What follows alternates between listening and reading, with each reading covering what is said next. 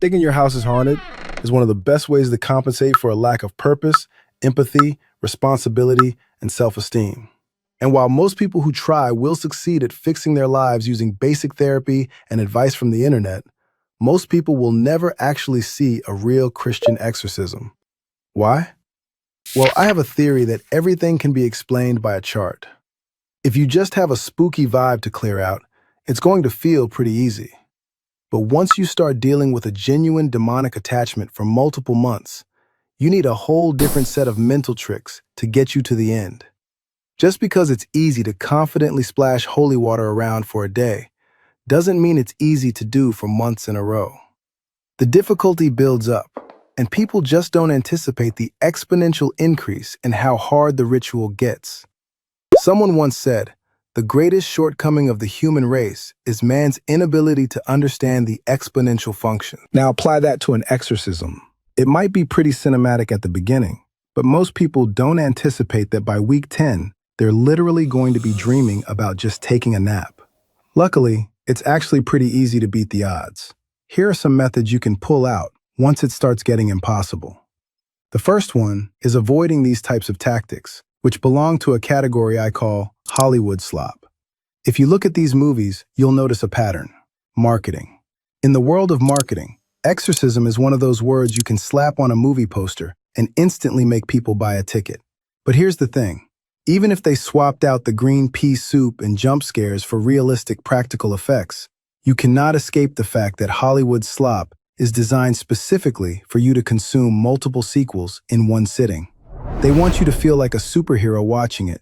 For the rest of us, trying to have a screaming battle with an entity is only going to make you crave more adrenaline. You will run out of energy in 10 seconds, and the demon will still be there.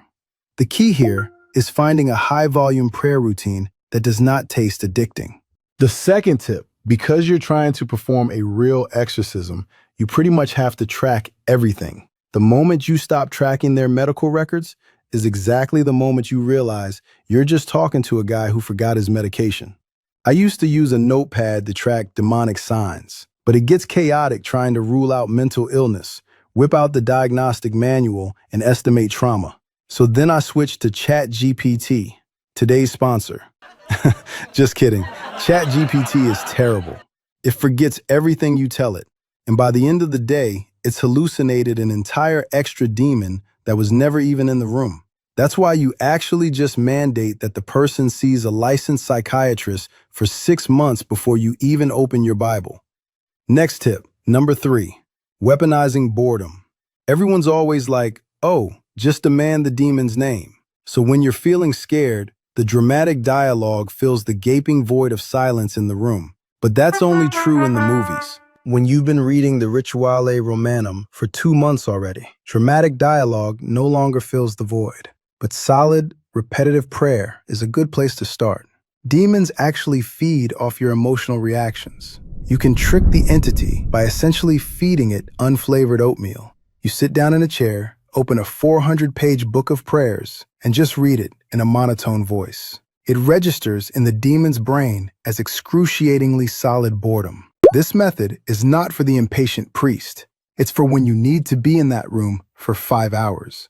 It'll fill the void with pure endurance. Next tip, number 4, take your mind off the supernatural. If you spend most of your day at home obsessing over spiritual warfare, you'll naturally see demons in every shadow.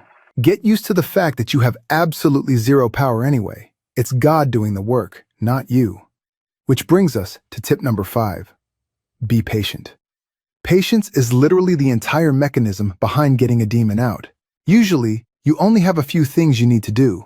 Wake up, check the psychiatric evaluation, read the boring book at the possessed guy, and sleep. You repeat this every day until eventually the entity leaves out of sheer annoyance.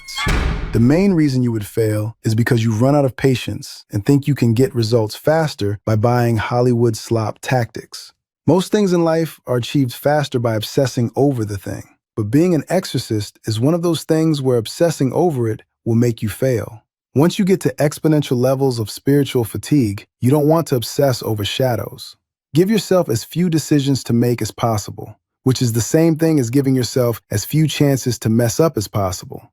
If that helped, I'm collecting donations in the form of subscribes to fund the next video.